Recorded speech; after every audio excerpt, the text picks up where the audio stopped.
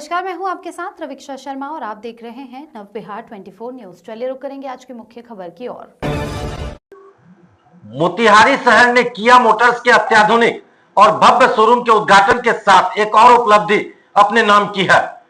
NH 28 स्थित इस showroom का उद्घाटन सांसद संजय जायसवाल, पूर्व उप मुख्यमंत्री तारकेश्वर प्रसाद, मेयर प्रीति गुप्ता और अन्य अतिथियों ने संयुक्त रूप से फीता काटकर किया। कार्यक्रम का माहौल उत्साहपूर्ण रहा और बड़ी संख्या में स्थानीय लोग भी उपस्थित रहे। यह शोरूम मोतिहारी के प्रतिष्ठित राम भवन नेटवर्क की अगली कड़ी में है, जो पहले से कई ब्रांड के साथ काम कर रहा है। प्रोप्राइटर सुमित कुमार ने बताया कि मोतिहारी अब महानगरों की इस तरह तेजी से आगे बढ़ रहा है। अब लोगों को गाड़ी खरीदने पटना या दिल्ली नहीं जाना पड़ेगा। किया की बिक्री, सर्विसिंग, फाइनेंसिंग और आफ्टर सेल सपोर्ट की सुविधाएं यहां मिलेगी।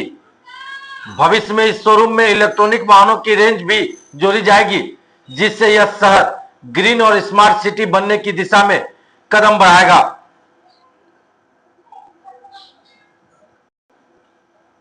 शोरूम खुलने से जहां ग्राहकों को सुविधा मिलेगी, वहीं स्थानीय युवाओं के लिए रोजगार के अवसर भी बढ़ेंगे। मोतिहारी से अरविंद कुमार की रिपोर्ट। ये हुआ है, शोरूम का उद्घाटन किया। चंपारण में लगातार प्रगति हो रही है। इसका एक पहचान यह भी है कि देश की सभी प्रमुख कंपनियां आज मोतिहारी और बेतिया में अपना आउटलेट खोल रही है। किया दुनिया की एक बहुत ही प्रतिष्ठित कंपनी है और उसका आज यहाँ पर शोरूम और सर्विस सेंटर का उद्घाटन हुआ है। इससे चंपारण वासियों को इस गाड़ी को लेकर पटना सर्विसिंग के लिए जाना पड़ता था, उसकी भी सुविधा होगी। प्लस यह बताता है कि आज चंपारण में कंज्यूमर्स की संख्या कितनी बढ़ गई है। इस इलाके में जो लोगों के पास पैसे होते थे वो कितने ज़्यादा हो गए कि आज कोई ऐसा कंपनी नहीं है जो कि चंपारण नहीं आना चाहती हो। तो मैं आज इस किया शोरूम के उद्घाटन के अवसर पर इसके सभी जो ओनर्स हैं उनको भी बहुत बहुत शुभकामना देता हूं और मुझको पूरा विश्वास है कि जो नेशनल लेवल पे किया का एक डायरेक्ट सर्विस सेंटर्स होते हैं जो वो कंट्रोल करते हैं कि कैसे फंक्शनिंग हो रही है।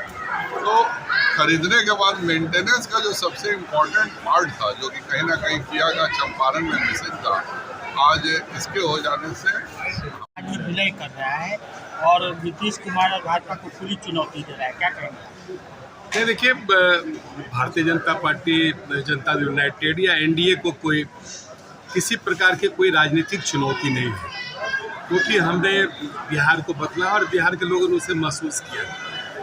और स्वाभाविक है कि एक लोकतांत्रिक राज्य में, देश में हम सब रहते हैं, तो अलग अलग जो वैचारिक धाराएं हैं वो राजनीतिक दृष्टि से राजनीतिक दल के रूप में अपने आकार को लेती है और वो चलता रहता है। खास करके जब इस प्रकार के जो आम चुनाव निकट आते हैं तो सबकी जो अपनी राजनीतिक जिजीवासा है या उसका जो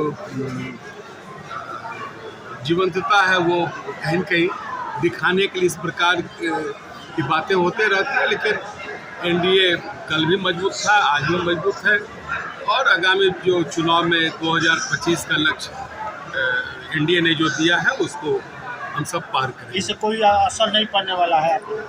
नहीं, देखिए, जब जनता साथ हो जाती है तो बहुत सारी चीज़ें पीछे छूट जाती हैं और जनता ने जब बदलाव महसूस किया और बिहार की प्रगति, बिहार का विकास, यशस्वी प्रधानमंत्री जी के नेतृत्व में विकसित भारत, विकसित बिहार और खास करके विगत बजट में जिस प्रकार से माननीय प्रधानमंत्री जी ने, केंद्र की सरकार ने, जहां हमारे श्री संजय जायसवाल जी एक महत्वपूर्ण अंग है, हमारे इस क्षेत्र को प्रतिनिधित्व करते हैं, तो स्वाभाविक है कि इतना बड़ा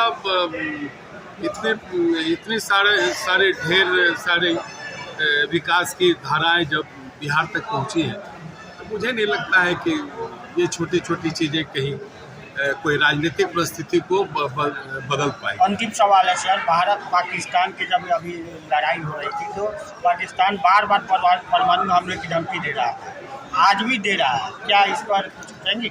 देखिए, इस प्रकार के देश जो दूसरे देशों के पिछलग्गू हुआ करते हैं या जिनका अपना कोई राजनीतिक नहीं, मतलब जिनका अपना कोई ऐसा अस्तित्व तो नहीं है, तो इस प्रकार की गिरद भक्ति करते रहते हैं। और जिस प्रकार से प्रधानमंत्री जी की आम लोगों की चिंता है, देखिए वहाँ पर्यटक गए थे, वो निर्दोष पर्यटक मारे गए, एक एक जो जिनकी मांग की सिंदूरें पोछी गई, एक एक जो मातृशक्ति है उसकी चिंता माननीय प्रधानमंत्री जी ने की। तो माननीय प्रधानमंत्री जी के लिए भारत के लोग, भारत का जो एक मानव संसाधन है वो तो उनके लिए ज़्यादा महत्व रखता है। और प्रधानमंत्री जी ने किस प्रकार से बदला लिया, विस्तार से हमारे माननीय सांसद ने चर्चा कर दी है। और देखिए देश उनके नेतृत्व में बहुत ही मजबूत है, और मुझे नहीं लगता है कि पाकिस्तान ऐसे देश बहुत दिनों तक इस प्रकार की बंदर घुटकी दे के अपने अस्तित्व को बचा पाएंगे। आज इस मौके पर क्या कहना चाहिए?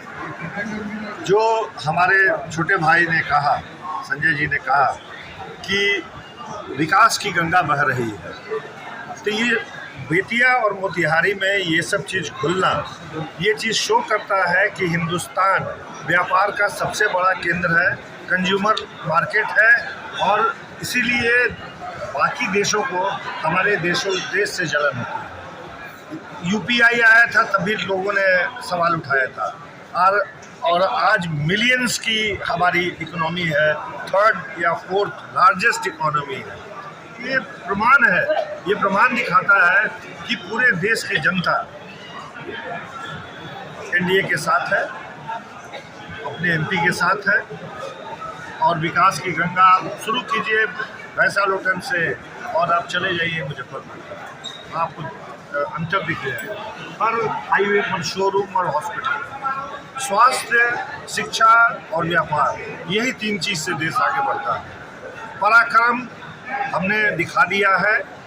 ये सवाल जो सचिन जी ने पूछा था, प्रधानमंत्री को पता है युद्ध को कब रोकना है, कब फिर एक्सकेलेट करना है, और जियो पॉलिटिक्स में लोगों को दिखाना होता है कि हम शांति के दूत हैं। Thank you.